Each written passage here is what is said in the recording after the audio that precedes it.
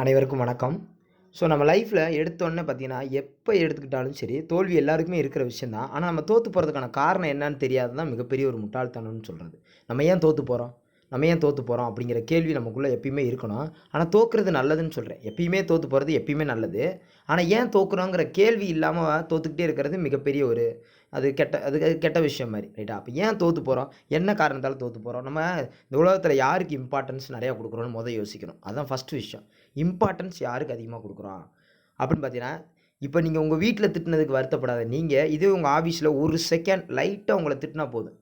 அதுக்கு நீங்க ரொம்ப என்ன செய்றீங்க? ரொம்ப வருத்தப்பட்டு அதையே நெனச்சு உடம்ப கெடுத்து, கடைசில போயிட்டு 1 வாரம் அப்படிலாம் இருக்கிறவங்க எத்தனையோ பேர் இருக்காங்க.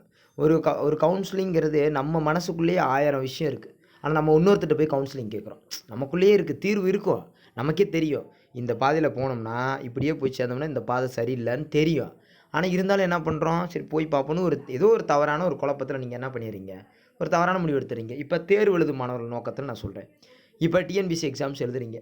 நீங்க எக்ஸாம்ஸ் எழுதுறீங்கன்னா, ரொம்ப அதாவது இந்த ஆன்ஸர் கீ பார்க்கும்போது டென்ஷன் ஆவீங்க 1. அப்புறம் எங்கேயாவது கிளாஸ் கவனிச்சுக்கிட்டு இருப்பீங்க. அங்க உங்களுக்கு கரெக்ட்டான கிளாஸ் குடுக்கல, அப்படிங்கிற நேரத்தில நீங்க டென்ஷன் ஆவீங்க. அதுக்கப்புறம் எங்க டென்ஷன் ஆவீங்கன்னா, யாராவது ஸ்டூடண்ட்ஸ் "என்னப்பா இத்தன வருஷமா எழுதுற?" அப்படின்னு கேட்கும்போது டென்ஷன் ஆவீங்க. அதுக்கப்புறம் உங்க வீட்ல இருக்கிறவங்க, அது டென்ஷன் ஆக மாட்டோம் மேக்ஸிமம். அப்ப கூட டென்ஷன் ஆக மாட்டோம். வாய்ப்பில்ல. ஆனா ஒரு மாரி வேற மாரி சாப்பிடும்போது பேசிட்டா டென்ஷன் ஆவோம். ரைட்டா? இத தாண்டி இன்ஜினியரிங் படிச்சு முடிச்சுட்டியே, இது படிச்சு முடிச்சுட்டியே, அது படிச்சு முடிச்சுட்டியே, என்னப்பா வேலைக்கு இன்னும் போலயான்னு கேட்பாங்க பார்த்தீங்களா? அப்ப டென்ஷன் ஆகும். இந்த சின்ன சின்ன ஒரு நாளைக்கு ஒரு 10 பேருக்கு நம்ம பதில் சொல்ல வேண்டிய அவசியம் இருக்கு. எங்க போனாலும் கம்பெனிக்கு போனாலும் சரி, "இவ்வளோ டேலண்ட்ட வச்சிருக்க, நீ ஏன் அங்க போ வேண்டியதானன்னு?" கேட்பாங்க. என்னடா இது! கரெக்ட்டா தான் வேலை பார்க்குறோம். இல்லாட்டி எதுவுமே உனக்கு தெரியல. நல்ல டேலண்ட்டா நம்ம ஒர்க் பண்ணா கூட, நம்ம தெரியாம சின்ன தப்பு பண்ணது 100 நல்ல விஷயம் பண்ணியிருப்பீங்க. சின்ன தப்பு பண்ணதுக்கு, "என்னப்பா உனக்கு இது கூட தெரியல, உன்னைய வச்சுக்கிட்டுங்கும்போது" அப்ப டென்ஷன். இது மாரி பல பேருடைய அந்த வார்த்தைகளுக்கு நம்ம சொந்தமாகும்போது மட்டும் தான் நீங்க டென்ஷன் ஆகுறீங்க. ஸோ இந்த மாரி நடக்கும்போது என்ன சார் செய்யணும் அப்டின்னா, ஒரு சிம்பிள் லாஜிக் ஒண்ணு சொல்றேன். இந்த வீடியோவோட கடைசி 1 நிமிடத்தில ஒரு மிகப்பெரிய ஒரு சிம்பிள் லாஜிக் சொல்றேன். அத மட்டும் நீங்க ஃபாலோ பண்ணி பாருங்க. இனி யார் எது சொன்னாலும் நீங்க சிரிச்சுக்கிட்டே போயிட்டே இருப்பீங்க. இனிமேல் அந்த ஸ்ட்ரெஸ்ஸு, அந்த டென்ஷனு எதுவுமே ஆகாது. இனிமேல் உங்களுக்கு எப்பயுமே டென்ஷன் ஆக மாட்டீங்க. டென்ஷன் ஆனா கூட அத ஒரு செகண்ட் அத நான் சொன்னத செஞ்சுட்டீங்கன்னு வச்சுக்கோங்களேன், அந்த டென்ஷன் குறைஞ்சு அடுத்த வேலைய நோக்கி ஓடிட்டே இருப்பீங்க. அவ்வளோதான் முடிஞ்சு போச்சு. ஸோ, அப்ப இது என்ன சார் செய்யணும் அப்படிங்கிறத நான் கடைசி 2 நிமிஷம் சொல்றேன். ஸோ, இதுதான் நம்ம மேக்ஸிமம் பார்த்தீங்கன்னா, பார்ட் டைம் ஜாப்ல இருக்கிறவங்களுக்கும், ஆஃபீஸ்ல இருக்கிறவங்களுக்கும் காலங்காத்தால ஒரு பஸ்ஸ மிஸ் பண்ணா நமக்கு தெரியும். மழை பெஞ்சு கிடக்கும். பயங்கரமான சகதி, சேறுமா கிடக்கு. பஸ்ஸு மிஸ் பண்ணிட்டோம். கம்பெனிக்கு ஒரு 5 நிமிஷம் மழை வருதுன்னு தெரியும் ஓனருக்கு. எல்லாருக்கும் தெரியும். ஆனா, ஏன் லேட்டா வந்தன்னு மட்டும் தான் கேட்பாங்க. நீங்க எக்ஸ்ட்ரா 10 மணி நேரம் எக்ஸ்ட்ரா உழைச்சா கூட அதுக்கு ஒரு பெரிய கிரெடிட் கிடையாது. காலையில நீங்க டைம்க்கு வரல. ஸோ, அந்த டைம் பங்க்சுவாலிட்டின்னு சொல்லுவாங்க. ஆனா, ஒரு சில நாடுகள்ல அப்படிலாம் கிடையாது. ஃப்ரீடம் குடுக்குறாங்க. ஒர்க் பண்ண விடுறாங்க. அதனால தான் அந்த நாடு பயங்கரமான ஒரு விதமா ஒரு கம்பெனி சில இடங்கள்ல வளர்றதுக்கான காரணமே அதான். ஃப்ரீடமா நல்லா உழைச்சிருங்க. ஆனா, எனக்கு என்னமோ இந்த பொண்ண பார்க்கும்போது, வீட்டுக்காரர வந்து ஸ்ட்ரெஸ்ஸ ஏத்தி விட்டு, வம்பிழுத்து விட்டு, இந்த அம்மா வந்து ஜாலியா உட்காந்து, "எப்படி உன்னைய வம்பிழுத்தேல்ல" அப்படின்னு எனக்கு இந்த படத்த பார்த்தோன்னே அப்படிதான் தோணுச்சு. இப்படியும் ஒரு சில பேர் இருக்காங்க. அங்க பாவம் வீட்டுக்காரருக்கு ஏதாவது மண்டையில பயங்கர டென்ஷன் ஏத்தி விட்டு, இவங்க ஜாலியா ஒர்க் பண்ணிட்டு இருப்பாங்க. அங்கிட்டு ஹஸ்பண்ட் வந்து அங்க போய் ஆஃபீஸ்ல பார்த்தீங்கன்னா, அவர் உட்காந்து "என்னடா நம்ம இப்படி" அப்படின்னு சொல்லி அவரு இப்படி பாவம் டென்ஷன் ஆகி வேலையெல்லாம் கெடுது. ஸோ இந்த ஸ்ட்ரெஸ்ஸும், டென்ஷனும் இல்லாதவங்க மட்டும் தான் ஒரு அவசரமான முடிவு எடுக்கக்கூடாது. ஒரு தவறான முடிவு எடுக்கக்கூடாது. டென்ஷன் ஆகக்கூடாது. ஒரு ஸ்ட்ரெஸ் இருக்கக்கூடாது மைண்ட்ல. எல்லாருடைய வார்த்தைகளுக்கும் முக்கியத்துவம் குடுக்கக்கூடாது. விவேகானந்தர் ஒண்ணு சொல்றாரா? அப்துல் கலாம் ஐயா ஒண்ணு சொல்றாரா? இல்ல இயேசுநாதர் ஒண்ணு சொல்றாரா? யாராவது ஒருத்தர் சொல்றாங்கன்னா, அதுல இருக்கிற கருத்த எடுத்துக்கிறணும். அதுக்கு நம்ம சொந்தக்காரர் ஆக மாட்டோம். இதுவரைக்கும் இவ்வளோ எல்லாம் நல்லவங்க எல்லாம் சேர்ந்து ஒரு கிட்டத்தட்ட ஒரு 1,00,000 பொன்மொழிகள் சொல்லியிருக்காங்க. இங்க ஒரு பொன்மொழிய நான் ஃபாலோ பண்றேன்னு சொல்லுங்க. ஃபாலோ பண்ணவே மாட்டோம். கெட்ட விஷயம் ஏதாவது ஒண்ணு உங்கள ஏதாவது கேட்டிருப்பான்.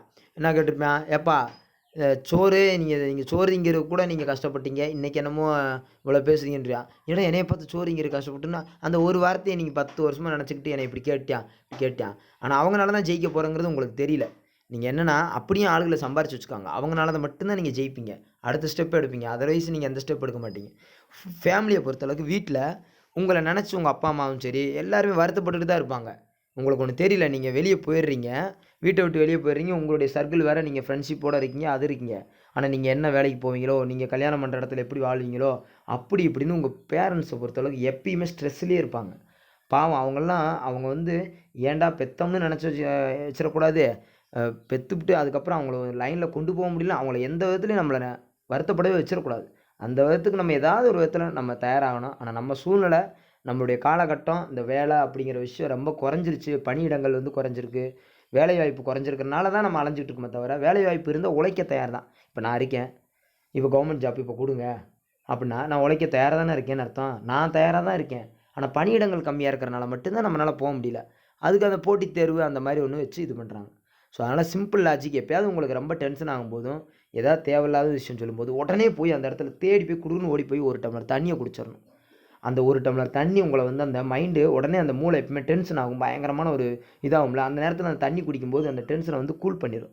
இதெல்லாம் நம்ம பண்டைய முறை முன்னாடிலாம் பார்த்தீங்கன்னா, ஏதாவது ஒண்ணா தண்ணிய குடிப்பா, ஆறாமற பேசிக்கலாம் பண்ணுவாங்க. அந்த முறைய தான் நான் இப்ப சொல்றேன். ஸோ, டக்குனு ஏதாவது கம்பெனிலயும் சரி, நீங்க டக்குனு உங்க யாராவது டென்ஷன் ஆக்கிட்டாங்கன்னு வச்சுக்கோங்களேன், "ஒரு நிமிஷம் இரு" அப்படின்னு கடகடன்னு போய் டக்குனு 1 டம்ளர் தண்ணிய குடிங்க.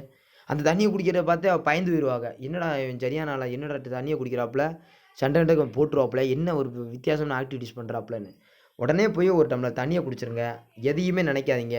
அதுக்கப்புறம் ரிலாக்ஸ் ஆயிரும். மைண்ட் கொஞ்சம் கொஞ்சமா ரிலாக்ஸ் ஆகும். தண்ணிய கொஞ்சம் கொஞ்சமா குடிங்க. எப்பப்ப டென்ஷன் குறைய கொஞ்சம் கொஞ்சமா தண்ணி குடிச்சுக்கிட்டே இருங்க. அதுக்கப்புறம் ஆட்டோமேட்டிக்கா நீங்க ஃப்ரீ ஆயிருவீங்க. ஃப்ரீ ஆன பின்னாடி ஜாலியா நீங்க பேசாம என்ன செய்வீங்க? ஒர்க் பண்ணுவீங்க. ஸோ, இதுதான் 1 டம்ளர் பிராக்டிஸ். இதுக்கு பேர் என்னது? 1 டம்ளர் தண்ணி பிராக்டிஸ். எப்ப டென்ஷன் ஆனாலும், எப்ப ஸ்ட்ரெஸ் ஆனாலும் இத வச்சுக்கோங்க. நான் திரும்ப இதையே தான் வச்சுக்கிட்டு திரிவேன் அப்படின்னா, எல்லாரும் பணக்காரனா இருப்பான். நம்ம எப்பயுமே யாருமே இங்க உலகத்துல ஏழைகளே கிடையாது நம்மள பொறுத்தளவுக்கு. ஏன்னா மனதளவுல நம்ம வைராக்கியமா வாழ முடியுங்கிற எப்ப நம்பிக்கை வந்துச்சோ, அப்பயே நம்ம யாரும் ஏழை கிடையாது. பணத்த வச்சு ஏழை கிடையாதுங்க. மனதளவுல நான் எந்த சூழ்நிலையும் என்னால வாழ முடியும்னு நெனச்சவன் எல்லாருமே மிடில் தான். அந்த மிடில்ல இருந்து கொஞ்சம் மேல போணுங்கிறதுக்கு தான் ஒரு சில பேர் உழைக்கிறோம், கஷ்டப்படுறோம், வைக்கிறோம். ஸோ, அதனால என்ன பொறுத்தளவுக்கு ஏழைங்கிறது யாருமே கிடையாது தான்.